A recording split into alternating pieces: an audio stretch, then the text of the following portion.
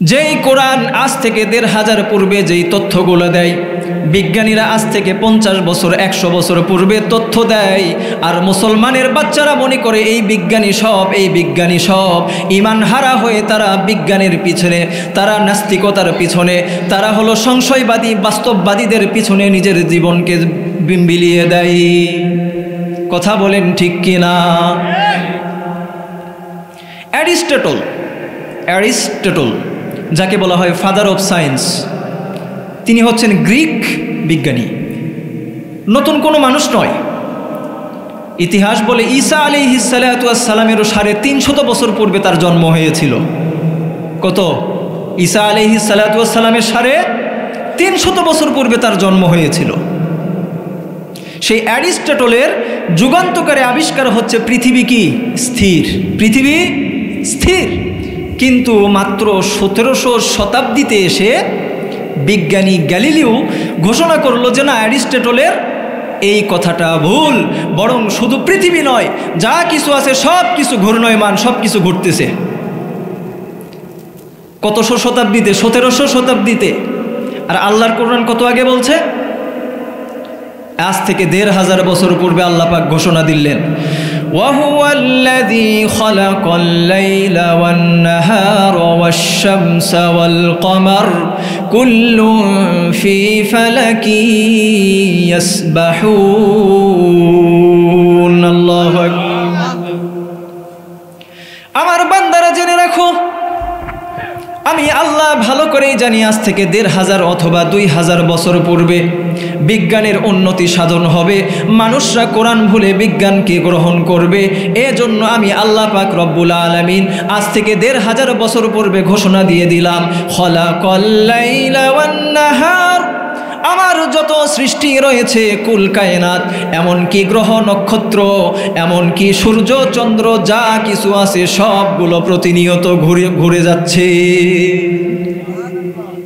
মুসলমান, আমরা তো এই তথ্যগুলো জানি না। কয়জন জানেন?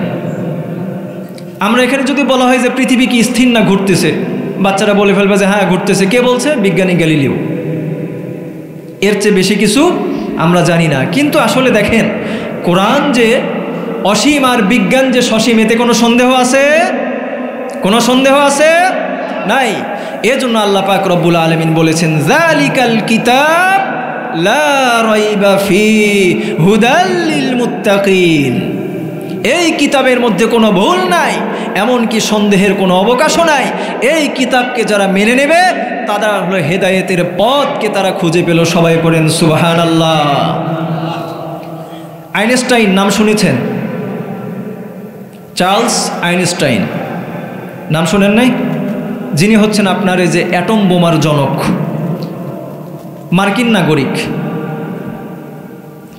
এই চার্লস আইনস্টাইনের একটা হলো যুগান্তকারী আবিষ্কার, টাইম এন্ড স্পেস, সময় এবং স্থান। তার হচ্ছে যুগান্তকারী আবিষ্কার। তো এখন আইনস্টাইন বলে, কোনো লোককে যদি কোনো চোঙ্গায় ভরা হয়, কোনো চোঙ্গার মধ্যে ভরা হয় এবং তাকে যদি প্রেসার ক্রিয়েট করা হয়, লোকটি চোঙ্গা সহ প্রতি সেকেন্ডে 7 কিলোমিটার গতিতে যদি উপরে যায়, তাহলে পাওয়ার অফ গ্রেভিটেশন অর্থাৎ মধ্যাকর্ষণ শক্তি তাকে কোনোভাবে আকর্ষিত করতে পারবে না। ওই ব্যক্তি ওই অবস্থায় যদি কোনো গ্রহ বা দূরবর্তী কোনো নক্ষত্র গিয়ে 2 বছর যদি বসবাস করে, পৃথিবীতে এসে দেখবে এই পৃথিবীতে 200 বছর অতিক্রম করেছে। কতদিন আগের ঘটনা বলেন? কতদিন আগে এটা আবিষ্কার করেছে? সে 80 বছর আগে। আমার ভাইরা, এবার আল্লাহ পাক রব্বুল আলামিন পবিত্র কোরআনে এই সম্পর্কে কি বললেন? তারুজুল মালাইকাতু ওয়ার রূহু ইলাইহি ফি ইয়াউমিন কানা মিকদারুহু 50,000 সানাহ। কিয়ামতের দিন, যেই দিন সকল মানুষ ফেরেশতারা ঊর্ধ্বমুখী হবে, সেই কিয়ামতের দিন 50,000 সানা, একদিন অতিবাহিত হবে দুনিয়াতে 50,000 বছর অতিবাহিত হয়ে যাবে। ওখানে কয়দিন? কিয়ামতের মাঠে একদিন, দুনিয়াতে 50,000 বছর। আর হলো আইনস্টাইনের আবিষ্কার কি? পৃথিবীতে একদিন মহাজগৎ বা কোনো নক্ষত্রে সেখানে হচ্ছে 200 বছর, সরি সেখানে 2 বছর, বাংলাদেশে পৃথিবীতে 200 বছর, ওখানে 2 বছর।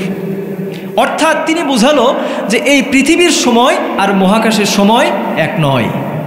কিন্তু আল্লাহ পাক রব্বুল আলামিন আজ থেকে 1500 বছর পূর্বে সেটা বান্দাকে জানিয়ে দিলেন, ও বান্দা বিজ্ঞান পূজারী হয়েও না, বিজ্ঞান যা বলে তুমি তাই বিশ্বাস করে নিও না। আর তুমি এটা মনে করো না যে আমার কিতাব পুরাতন হয়েছে, আমার নাজিলকৃত কোরআন পুরাতন হয়েছে। ও বান্দা কখনো তুমি এটা মনে করো না। আল্লাহ পাক রব্বুল আলামিন এখানে আরো তথ্য দিলেন, সময় সেখানে 2 রকম নয়, বরং সময় কয় রকম? 3 রকম।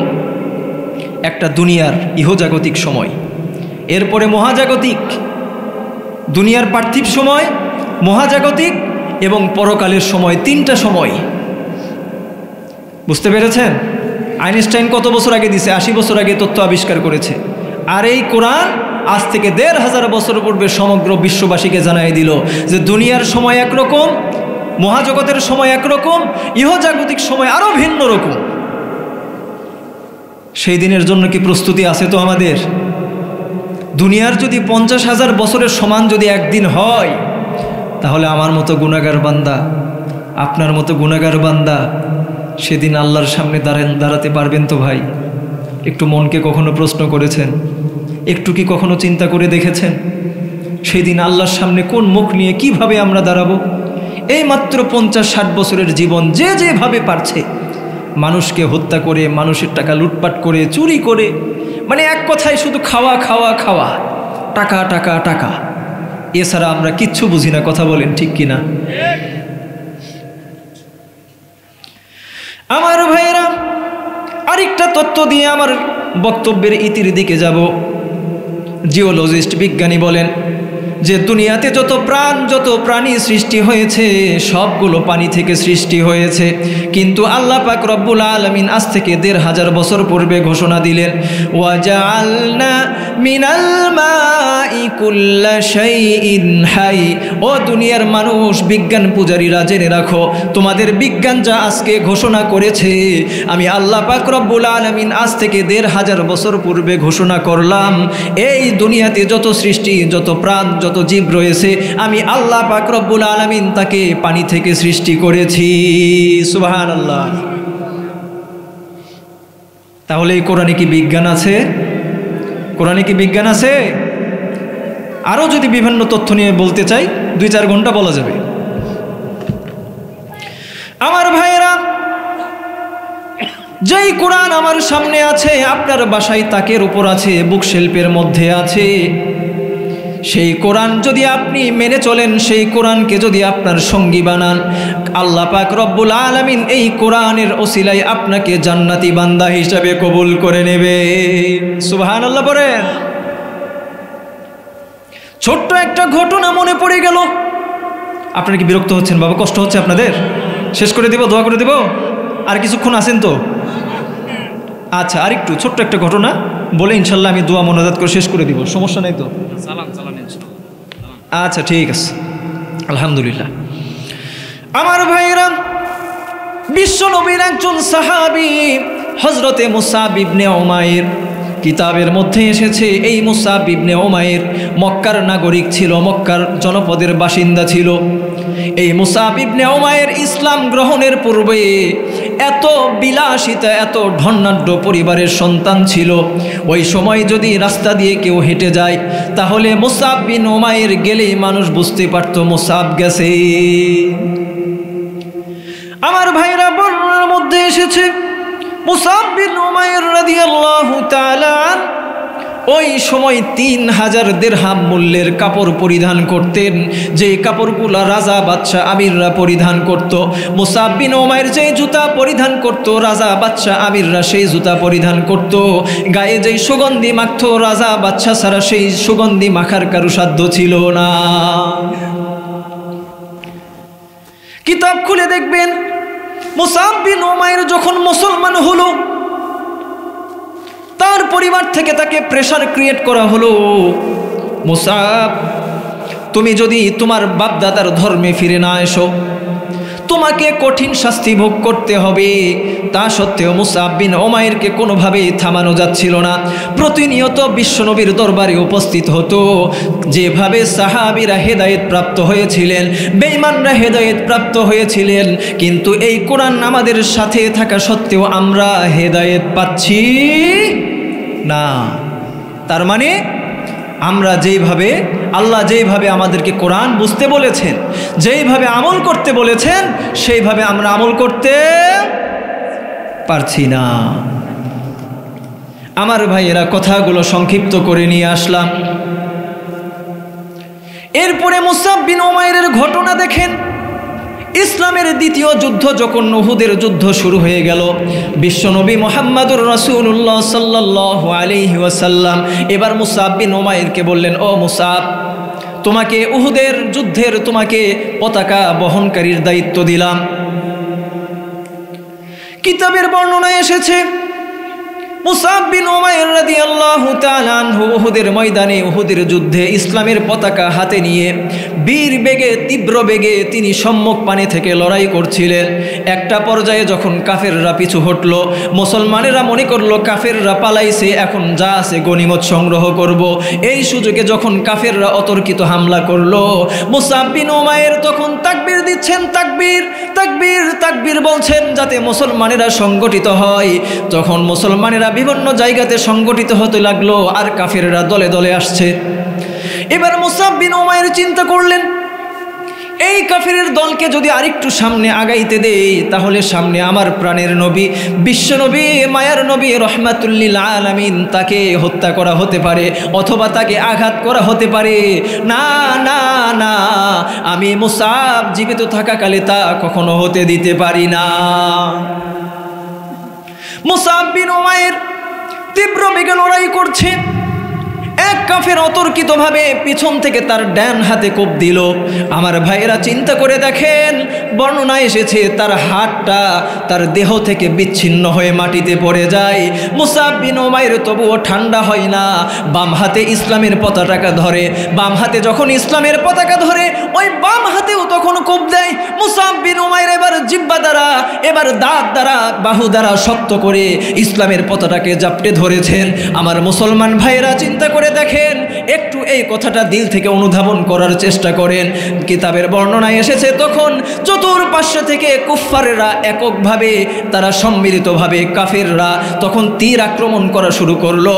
কিতাবের বর্ণনায় এসেছে মুসআব বিন উমাইরের বুকটা এপাশ থেকে ওপাশ তীরবিদ্ধ হলো কমপক্ষে 70 থেকে 80টা তীর।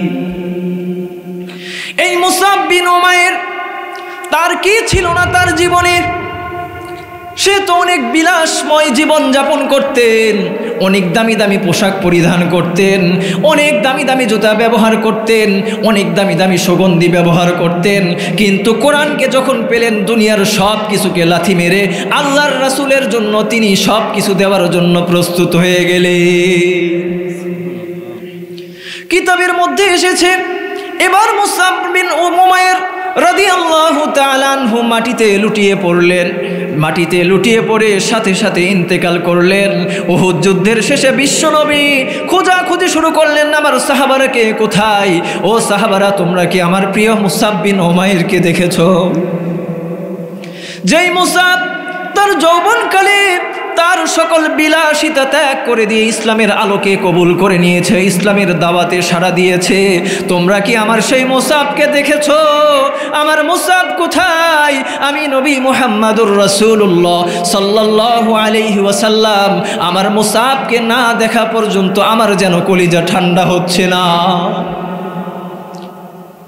আমার ভাইয়েরা, এভাবে খুঁজতে খুঁজতে উহুদের একটা প্রান্তরে দেখা গেল মুসআব বিন উমাইর যেন ওপর হয়ে মাটিতে পড়ে আছে, যেন তার চুলগুলো কোকড়া চুল, মুখটা ধুলা দিয়ে বালু দিয়ে মেখে আছে, শরীরটা রক্তাক্ত রক্তমাখা অবস্থায়, তার হাতটা দুইটা বিচ্ছিন্ন। এই পরিস্থিতি দেখে আল্লাহর নবী রাহমাতুল লিল আলামিন আর স্থির থাকতে পারলেন না, তার চোখ বেয়ে টপ টপ করে পানি ঝরে।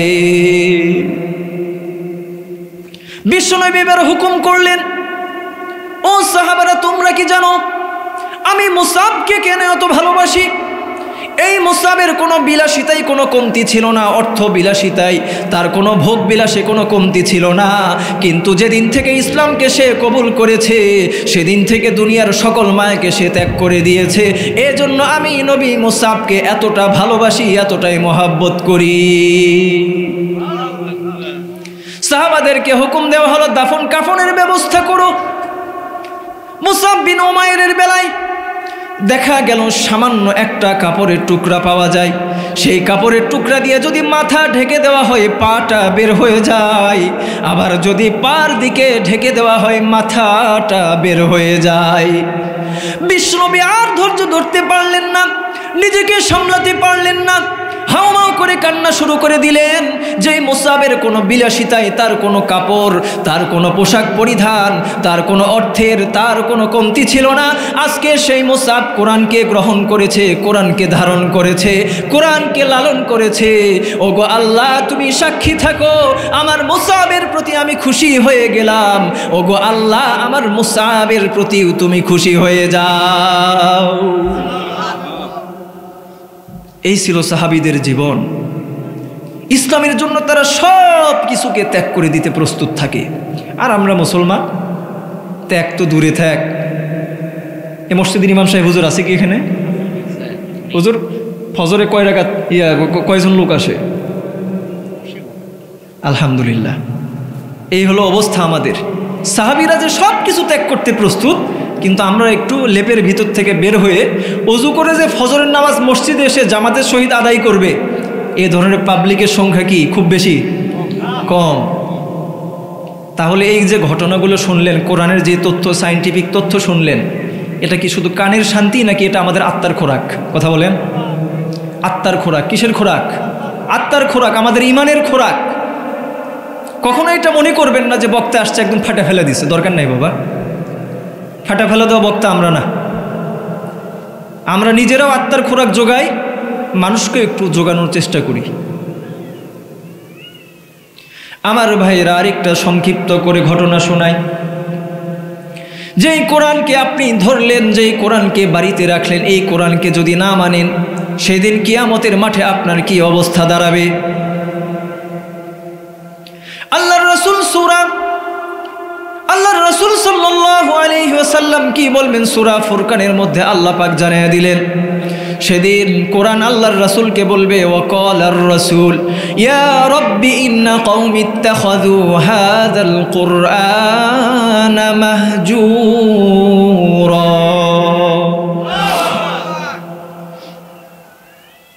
সেই দিন কোরআন রাসূলকে বলবে, এই গোত্রের লোকজন, এই সম্প্রদায়ের লোকজন অথবা অমুক অমুক অমুক, তার কাছে কোরআন ছিল কিন্তু কোরআনের উপরে ধুলার আস্তর পড়ে গিয়েছে। অর্থাৎ কোরআনকে সে এমনভাবে রেখেছিল, কোরআনকে সে মাইনাস করে দিয়েছিল। আজকে আল্লাহ তোমার দরবারে নালিশ করলাম, এই বান্দাকে তুমি জাহান্নামে দিয়ে দাও।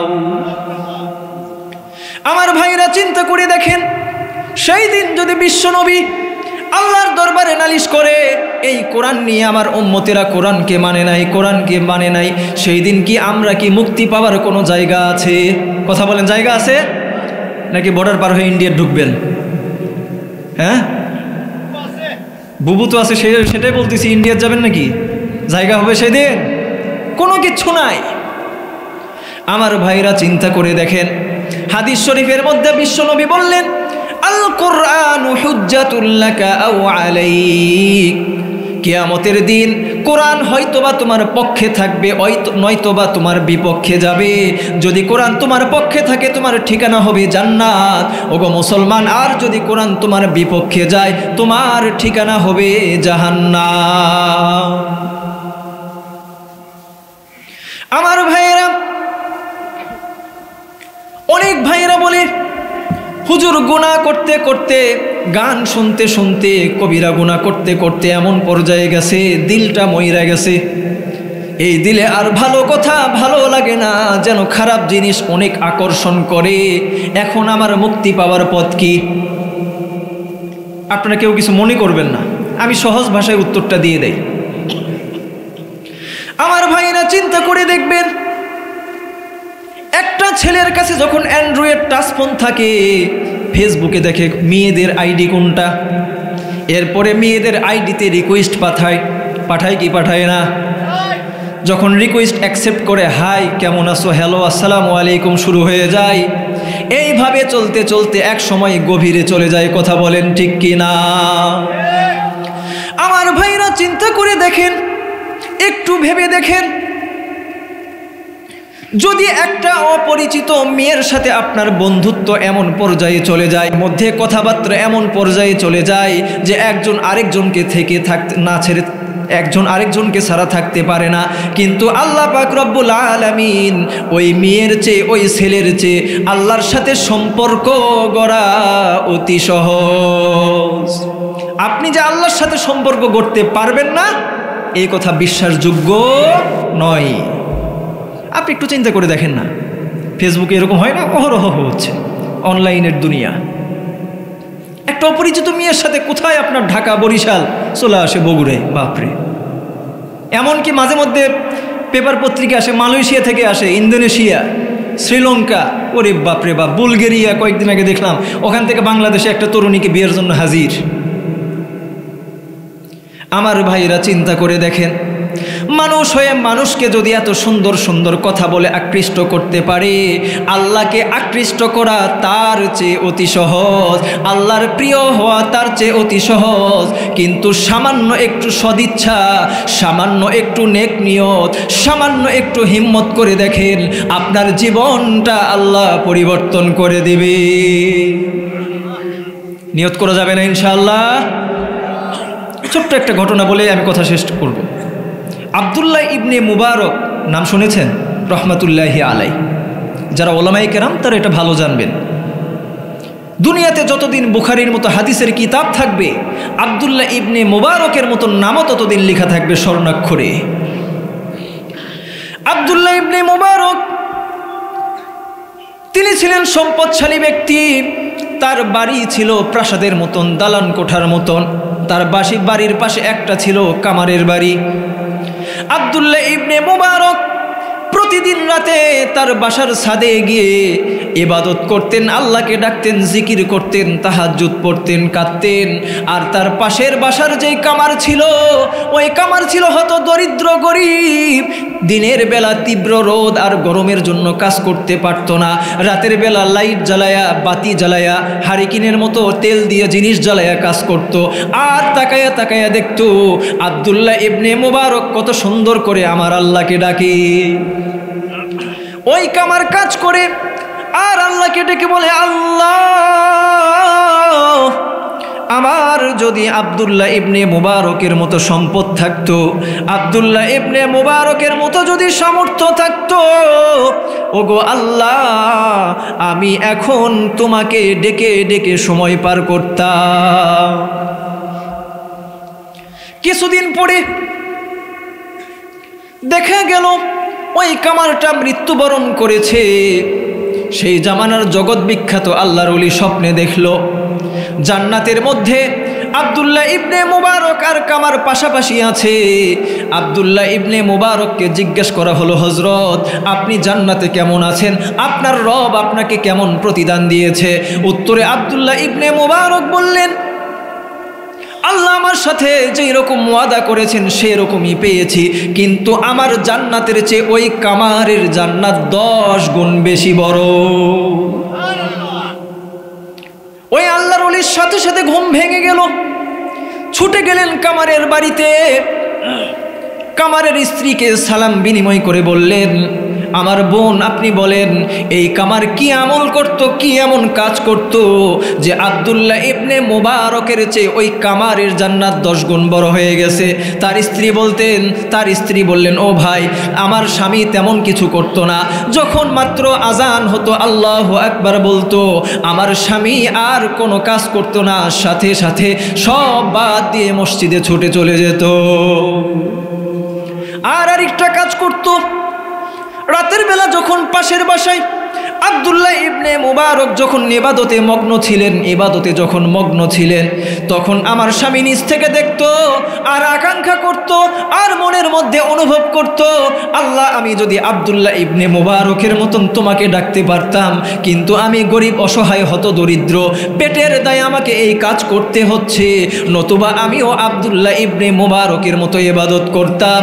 আমার ভাইরা এবার চিন্তা করেন, এবার বুঝতে পারবেন আল্লাহ পাক রব্বুল আলামিন এই যে আকাঙ্ক্ষা, তার অন্তরের মধ্যে যে আকাঙ্ক্ষা তৈরি হয়েছে, তার অন্তরের মধ্যে যে জ্বালাতন তৈরি হয়েছে, এর বদৌলতে আল্লাহ পাক রব্বুল আলামিন ওই হত দরিদ্র কামারকে আব্দুল্লাহ ইবনে মুবারকের চেয়ে 10 গুণ বড় জান্নাত দান করেছেন। সুবহানাল্লাহ। তো করতে না পারেন, আকাঙ্ক্ষা তো করা যেতে পারে, তাই না? নিয়ত তো করা যাইতে পারে। কথা বলেন, নিয়ত করা যায় না? আকাঙ্ক্ষা থাকা যায় না? যে আমরা কর্মব্যস্ততা, নানান রকম ব্যস্ততা থাকে, পারিবারিক, ব্যবসা, চাকরি বাকরি, ক্ষেত খামার, তা আল্লাহর ওলিদের মতো তো আমরা হইতে পারি না, এটা সত্য, তাদের মতো হতে পারবো না, কিন্তু আল্লাহর কাছে তো দোয়া করতে পারি, আশা তো করতে পারি, আকাঙ্ক্ষা তো ভিতরে জাগ্রত থাকতে পারে। কথা বলেন, হতে পারে না? তাহলে আমার আপনার জীবন পরিবর্তন করে দিবেন তিনি কে?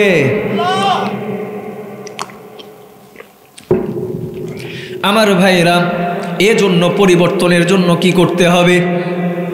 আল্লাহ পাক রব্বুল আলামিন সূরা ফুরকানের মধ্যে বললেন, ইল্লা মান তাবা ওয়া আমানা ওয়া আমিলা সালিহা ফাউলাইকা ইউবাদদিলুল্লাহু সাইয়্যাতিহিম হাসানাত ওয়া কানাল্লাহু গফুরার রহিমা।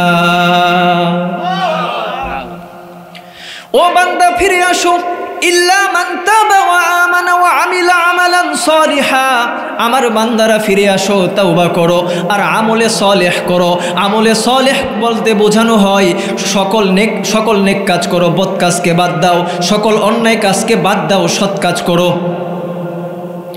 আপনি যদি ডাক্তার হন, আপনি মনে করবেন এটা শুধু আমার পেশা নয়, বরং এটা খেদমতের নিয়তে আল্লাহকে সন্তুষ্টির জন্য করার চেষ্টা করবেন। আপনি যদি ভ্যান চালক হন, মনে করবেন পেটের দায়ে শুধু করছি না, বরং এটাও ইবাদত, আল্লাহকে সন্তুষ্টির জন্য করছি। আপনি যদি জমিতে গিয়েও ধান লাগান, সেখানেও নিয়ত করবেন শুধুমাত্র আমি স্বাবলম্বী হওয়ার জন্য, আয় উপার্জনের জন্য করছি না, বরং আল্লাহকে খুশি করার জন্য করছি। আপনি ছাগল পালেন, গরু পালেন, মুরগি পালেন, ভেড়া পালেন, যা পালেন সব কিছুতে মনে করবেন, ওগো আল্লাহ তোমার সন্তুষ্টির জন্য করছি, তোমার সন্তুষ্টির জন্য করছি। আমার ভাইয়েরা, এবার কথা মন দিয়ে শোনেন, এইভাবে যদি নিয়ত করতে পারেন, আল্লাহ পাক রব্বুল আলামিন বললেন ওয়া আমানা ওয়া আমিলা আমালান সালিহা, আর যদি বান্দা এইভাবে আমলে সালেহ করে, গুনাহ থেকে বেঁচে থাকে, আমি আল্লাহ রব্বুল আলামিন ওই বান্দার অতীতের সকল পাপকে ক্ষমা করে দেব। আর আস্তে করে কোন সুবহানাল্লাহ, জোরে করে বলে কি? এখন কি মানে সুবহানাল্লাহ আলহামদুলিল্লাহ পড়লেও কি আসা মাহফিল বন্ধ করে দেয়? ওই দিন চলে গেছে, ওই দিন কি হয়েছে? চলে গেছে। তো তারপরে আপনাদের ঝিমানি দেখে মনে হচ্ছে যে মরুভূমির মধ্যে ওয়াজ করতেছি। বাপরে, চিৎকার করে বলেন সুবহানাল্লাহ। রব্বানা লাকাল হামদ হামদান কাসীরা তাইয়িবান মুবারাকান ফীহ। আমার ভাইয়েরা, আল্লাহ পাক রব্বুল আলামিন এখানে ঘোষণা করলেন, যদি বান্দা এইভাবে তওবা করে আর আমলে সালেহ করে, বান্দার গুনাহ তো ক্ষমা করে দিবই, সাথে সাথে তার অতীতের সকল পাপকে ধুয়ে মুছে তার আমল নামায় নেকি দ্বারা পূর্ণ করে দেব। হাদিস শরীফের মধ্যে বিশ্বনবী বললেন, মাল্লাজিমাল ইস্তিগফার জাআলাল্লাহু লাহু মিন কুল্লি দাইয়িকিন মাখরাজা ওয়া মিন কুল্লি হাম্মিন ফারজা ওয়া ইয়ারযুকুহু মিন হাইসু লা ইয়াহতাসিব আও কামা ক্বালা আলাইহিস সালাতু ওয়াস সালাম। যখন আমার বান্দা তওবা করে, আমার বান্দা যখন ফিরে আসে, তার কৃতকর্মের জন্য যখন সে লজ্জিত হয়, আমি আল্লাহ পাক রব্বুল আলামিন তাকে প্রথম যেই পুরস্কার দেই, সে যে অতীত জীবনে ছিল পাপাচারের মধ্যে লিপ্ত ছিল, উদাহরণস্বরূপ সে কোনো সন্ত্রাস ছিল, সন্ত্রাসী যখন করেছে অটোমেটিক তখন মানুষ তাকে কিছু করতে পারেনি, কারণ সে সন্ত্রাস। ওই সন্ত্রাস যদি এখন তওবা করে, তাহলে এখন ভাইয়েরা মানুষ সুযোগ খুঁজবে কি খুঁজবে না? কথা বলেন, সুযোগ খুঁজবে না? যে এতদিন জ্বলাছো, এবার তো কাচ্চা মতো সাইজ করবো, এইবার তো সাইজ কর্ম। আল্লাহ পাক রব্বুল আলামিন বলছেন, আমার বান্দা যখন অনুতপ্ত হৃদয় নিয়ে এইভাবে তওবা করে, আল্লাহ ওই কাজে আর জীবনে কখনো জড়াবো না, ওই পথে জীবনে কখনো যাব না। আল্লাহ পাক রব্বুল আলামিন বললেন, তোমার অতীতের কৃতকর্মের জন্য তোমার অসংখ্য শত্রু আছে, আমি আল্লাহ পাক রব্বুল আলামিন সর্বপ্রথম যে পুরস্কার দিব, তোমার সকল শত্রুকে তোমার বন্ধু বানায়া দেব। ওয়া মিন কুল্লি হাম্মিন ফারজা ওয়ারযুকুহু মিন হাইসু লা ইয়াহতাসিব, আর তাকে মানসিকভাবে স্বস্তি দান করব, মানসিকভাবে তৃপ্তি দান করব। ওয়ারযুকুহু মিন হাইসু লা ইয়াহতাসিব, আমার বান্দা যখন তওবা করলো, খারাপ পথ থেকে ফিরে আসলো, তার জীবন যাপন করার জন্য টাকার দরকার আছে কি নাই? নাই। আগে ধরেন সন্ত্রাসী করতো, ওটা করে খাইতো, এখন সন্ত্রাসী বাদ দিছে, এখন কি করে খাবে? তার খাবার দাবার টাকা পয়সার দরকার আছে না? আল্লাহ পাক রব্বুল আলামিন সেই কথাই বললেন, ওয়ারযুকুহু মিন হাইসু লা ইয়াহতাসিব, আমি ওই বান্দার জন্য আমার অগণিত রিজিকের দরজা খুলে দেব। সহিহ বুখারীর হাদিস, মনে রাখবেন। আরেকটা হাদিস আয়েশা রাদিয়াল্লাহু তাআলা আনহা থেকে বর্ণিত, আল্লাহর রাসূল বললেন, ইয়া আইয়ুহান নাস তুবু ইলাল্লাহ ফাইন্নী আতুবু ইলাইহি ফিল ইয়াউমি মিআতা মাররা আও কামা ক্বালা আলাইহিস সালাতু ওয়াস সালাম। আল্লাহর রাসূল মানুষদেরকে ডেকে বললেন, ইয়া আইয়ুহান নাস তুবু ইলাল্লাহ, ও মানুষ সম্প্রদায়, তোমরা আল্লাহর কাছে তওবা করো। ফাইন্নী আতুবু ইলাইহি ফিল ইয়াউমি মিআতা মাররা, কেননা আমি স্বয়ং নবী দিনে কমপক্ষে 100 বার করে আল্লাহর কাছে তওবা করি। আমার ভাইরা, এবার চিন্তা করে দেখেন, এবার নিজের মনকে প্রশ্ন করে দেখেন, আমি আব্দুল্লাহ আল গালিব, আপনি আব্দুল মালিক, অমুকে আব্দুর রহিম, আব্দুল করিম, আমাদের জীবনে কি পাপের অভাব আছে? যদি আল্লাহর রাসূল দিনে 100 বার কমপক্ষে তওবা করতে পারেন, আমার মতো গুনাহগার, আমার মতো অধম না জানি আরো কত বেশি তওবা করা দরকার।